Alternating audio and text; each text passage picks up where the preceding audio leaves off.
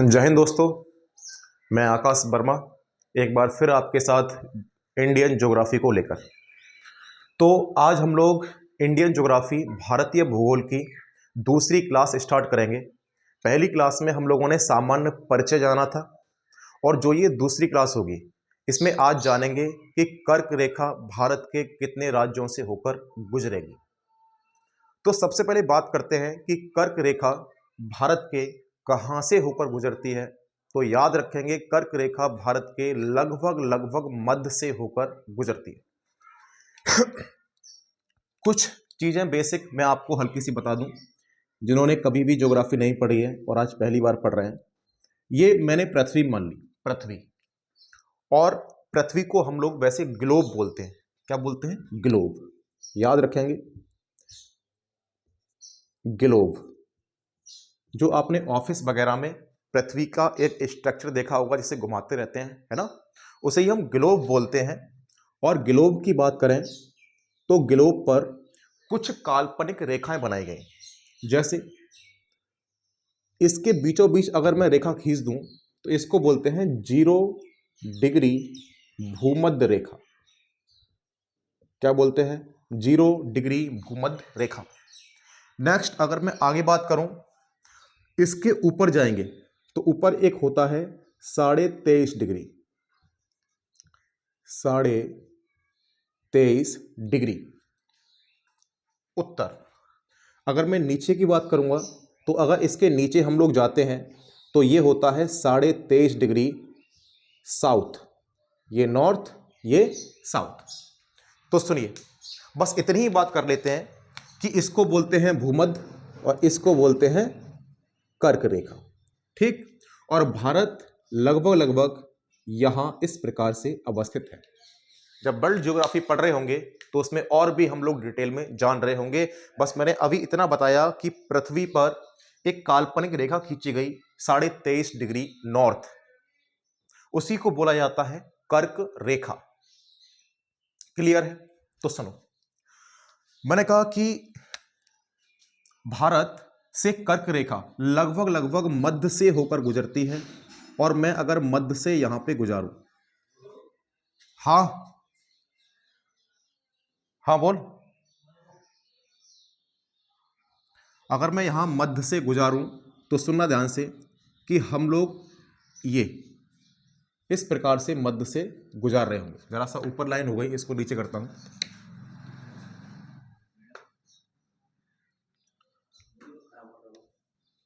मध्य से गुजारता हूं तो सुनना, ये देखिए लगभग मध्य से होकर ये रेखा गई। ठीक। अब क्वेश्चन ये आता है कि कर्क रेखा भारत के मध्य से तो जाती है लेकिन कितने राज्यों से होकर जाएगी? तो ध्यान से सुनेंगे। कर्क रेखा की बात करें तो भारत के 8 राज्यों से होकर गुजरती है। इतनी बात हमें समझ में आ गई कि राज्य कितने होंगे? राज्य होंगे 8। लेकिन यहां पर कौन कौन से राज्य होंगे? एक तो यह है कि हम लोगों ने ट्रिक से याद कर लिया, लेकिन ट्रिक से याद नहीं करना है, भारत की सभी मैपिंग पूरी याद करनी है एक बार, कौन सा राज्य कहां पर है। ठीक है, एक क्लास में आपके लिए उसकी बना दूंगा। तो सुने, ये आपको राज्य दिखाई दे रहा होगा, ये पूरा यहां से यहां तक कौन सा पड़ेगा? गुजरात। तो ये पूरा का पूरा ये राज्य आप देख रहे हैं, ये पड़ा हमारा, मैं यही लिखता हूं गुजरात। ठीक है, थोड़ा शॉर्ट में लिखूंगा वरना बनेगा नहीं। गुजरात के ऊपर देखो, जो इस प्रकार से आप देख रहे हैं, ये राजस्थान का हल्का सा दक्षिण भाग टच होगा, तो राजस्थान। एक आपने देखा गुजरात, एक देखा राजस्थान। अब राजस्थान के बिल्कुल जस्ट बराबर में हमारा पड़ेगा एमपी। कौन सा पड़ेगा? एमपी, मध्य प्रदेश। मध्य प्रदेश से सन 2000 में एक क्षेत्र अलग हो गया था जिसका नाम है छत्तीसगढ़। जिसका नाम है छत्तीसगढ़। इतनी बात क्लियर। अगर मैं और आगे बात करूं तो और आगे बिहार से अलग हुआ था एक राज्य जिसका नाम है झारखंड।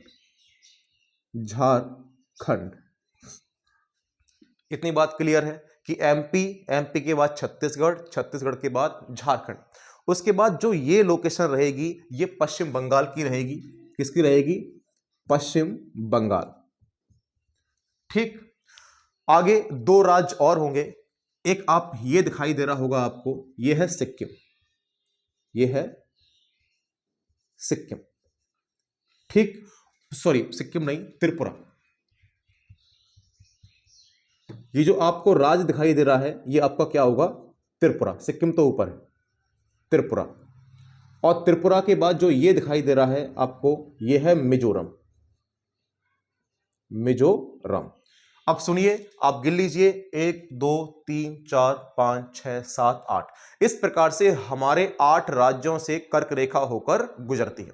अब मैं आपको क्यों कह रहा हूं कि आपको लगातार लाइन से याद होना चाहिए, उसका कारण है, क्वेश्चन अगर आपसे यह पूछ लिया कि बताओ पश्चिम से चौथा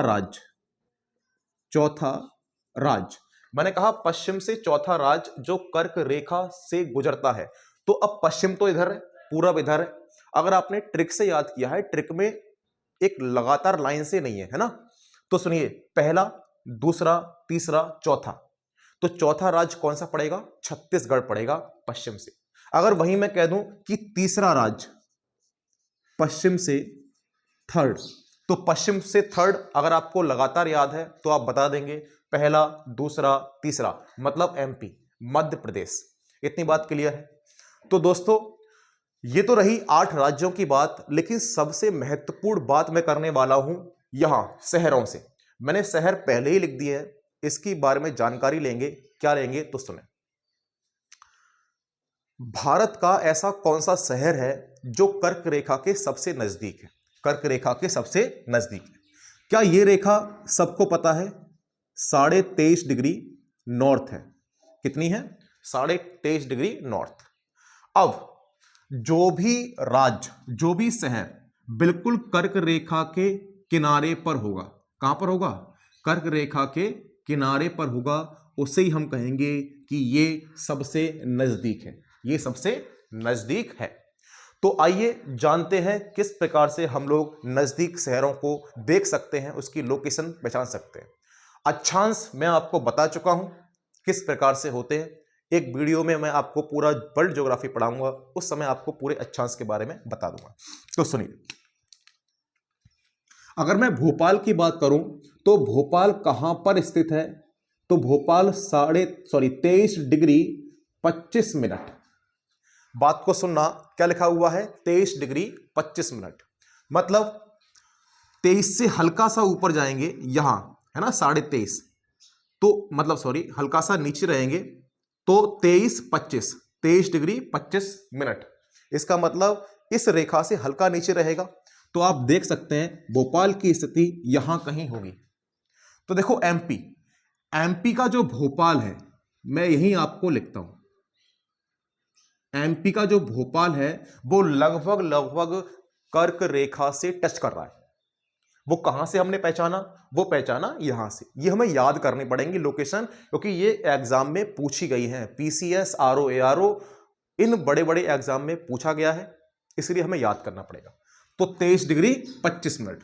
अगर मैं गांधीनगर की बात करूंगा तो याद करेंगे 23 डिग्री 19 मिनट, 23 डिग्री 19 मिनट याद रहेगा। भोपाल 23-25, गांधीनगर 23-19। आगे देखो यही मैं लगातार लिख देता हूं 23 डिग्री 50 मिनट। ठीक है, अभी बात कर लेंगे इसमें। उसके बाद है हमारा जबलपुर, तो जबलपुर है 23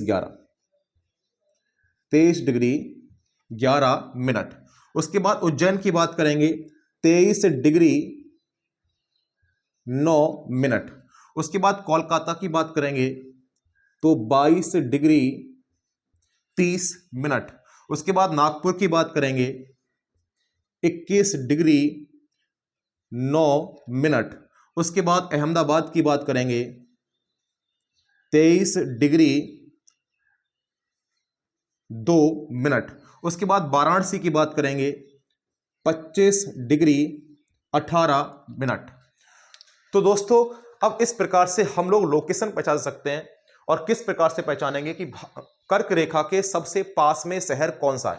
तो आपको दिखाई दे गया होगा कर्क रेखा के सबसे पास में भोपाल ही रहेगा।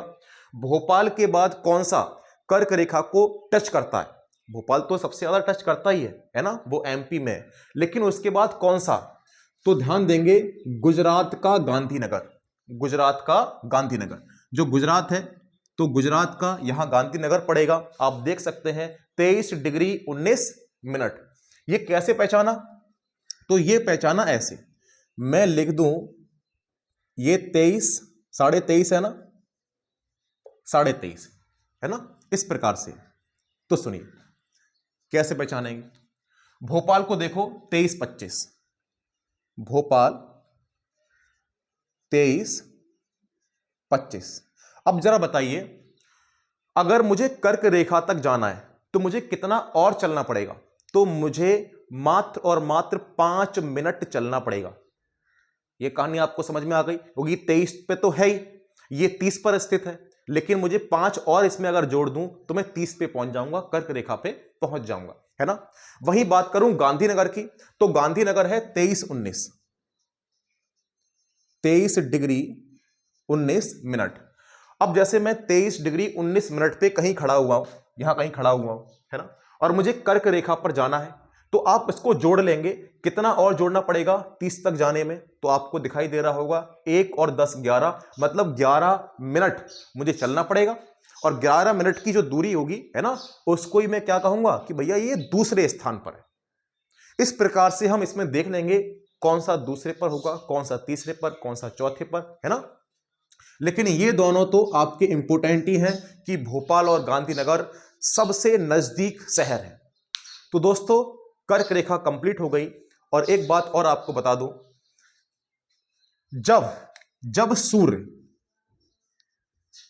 जब सूर्य कर्क रेखा के बिल्कुल लंबवत किरण डालता है, ये जो आपका कर्क रेखा है, ये आपका भूमध्य रेखा है ना। तो मैं पहले भूमध्य रेखा की बात कर लूं।